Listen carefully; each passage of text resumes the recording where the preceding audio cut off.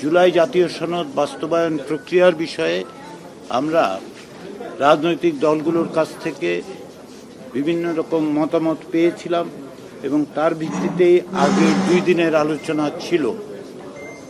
আমরা ঐকমত্য কমিশনের পক্ষ থেকে বিশেষজ্ঞ একটি প্যানেল তৈরি করে তাদের মতামত নিচ্ছি এবং তাদের মতামতগুলো আমরা রাজনৈতিক দলগুলোর সঙ্গে বিভিন্ন সময়ে তাদেরকে অবহিত করছি।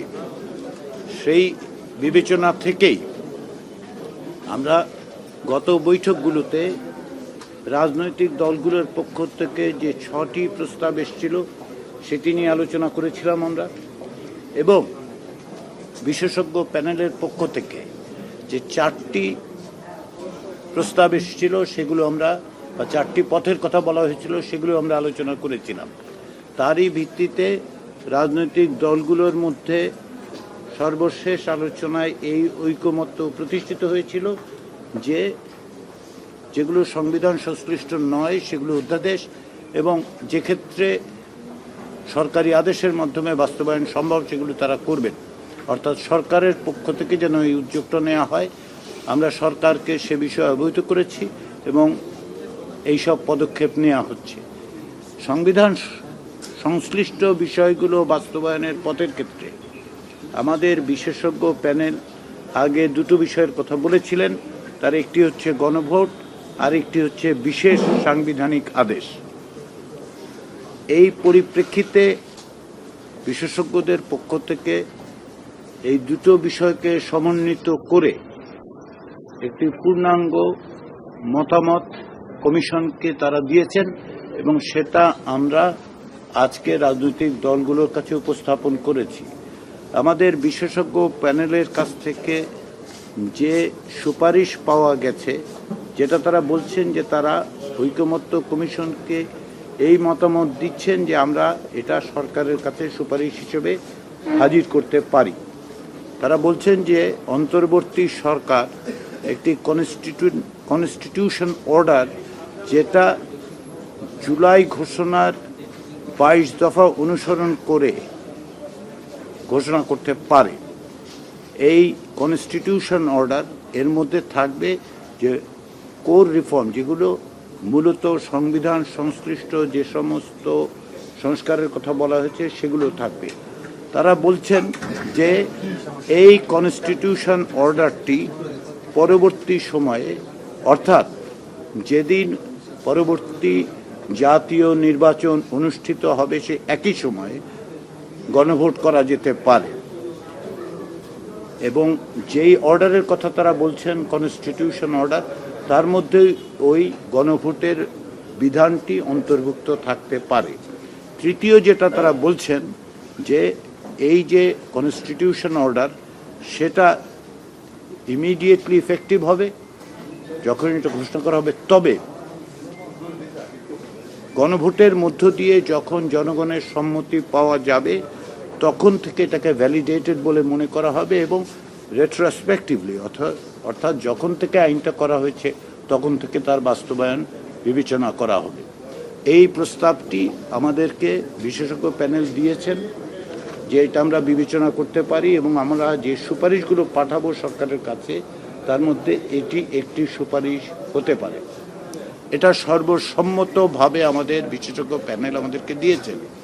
আমরা এটা রাজনৈতিক দলগুলোর কাছে উপস্থাপন করেছি। তারা বিভিন্নভাবে, অনেকে এটা সমর্থন করেছেন, অনেকেই এর বিভিন্ন দিক সম্পর্কে আলোচনা করেছেন এবং ভিন্ন মত প্রকাশ করেছেন।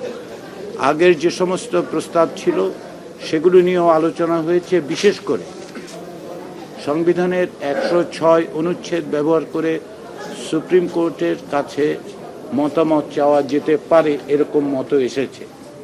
আমরা এই মতামতগুলোর পাশাপাশি রাজনৈতিক দলগুলোর কাছ থেকে এক ধরনের অনানুষ্ঠানিক অনুরোধও পেয়েছি। আজকে এই সমস্ত প্রস্তাবগুলো রেখেই আমরা আমাদের এই বৈঠক মুলতবি করেছি। আমরা রাজনৈতিক দলগুলোকে কিছুটা সময় দিতে চাই, যেটা তারা অনুরোধ করেছেন, যাতে পারস্পরিক আলাপ আলোচনার মধ্য দিয়ে বিকল্পগুলো কমিয়ে আনতে পারে। আমরা চাই আমাদের পক্ষ থেকে, ঐকমত্য কমিশনের পক্ষ থেকে সরকারকে একাধিক বিকল্প পদ্ধতি সুপারিশ করতে। সেজন্য এখন যেটা আছে প্রায় 6টির মতো আছে রাজনৈতিক দলগুলোর কাছ থেকে, আর এখন বিশেষজ্ঞ প্যানেলের কাছ থেকে একটি আমাদের হাতে আছে।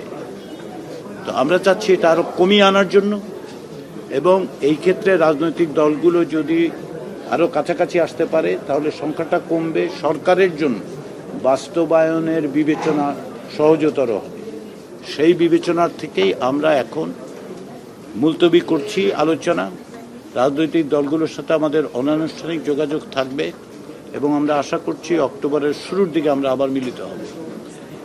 এই সময়টাতে আপনারা জানেন যে প্রধান উপদেষ্টা এবং এই কমিশনের প্রধান অধ্যাপক মোহাম্মদ ইউনূস জাতিসংঘের সাধারণ পরিষদের বৈঠকের জন্য নিউ ইয়র্ক যাচ্ছেন।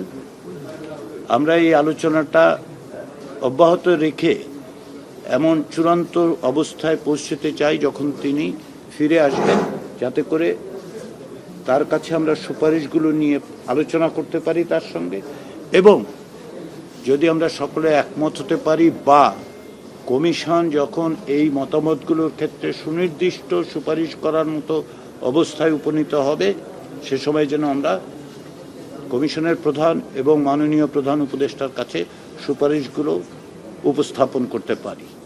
তো আলোচনার ক্ষেত্রে এখন এই পর্যায়ে রাজনৈতিক দলগুলো নিজেদের মধ্যে আলোচনা করবেন, আমরা অনানুষ্ঠানিক যোগাযোগ রাখব এবং আমরা আশা করছি অক্টোবরের শুরুর দিকেই আমরা আবার বসে খুব দ্রুততার সঙ্গে কিছু সুনির্দিষ্ট সুপারিশ তৈরি করে সরকারকে দিতে পারব। সবাইকে ধন্যবাদ।